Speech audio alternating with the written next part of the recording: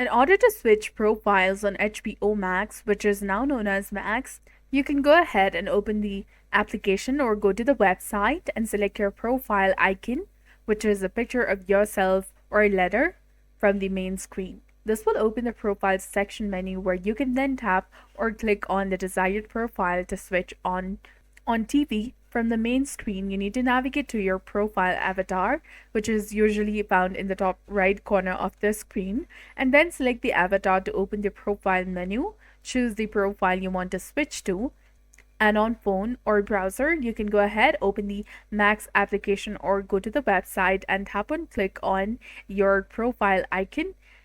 From the menu that appears, select the option to switch profiles, choose the profile you want to view, and you'll be done. So that's it for this video. I hope you found it helpful. If you did, please like, share, and subscribe. Thanks for watching.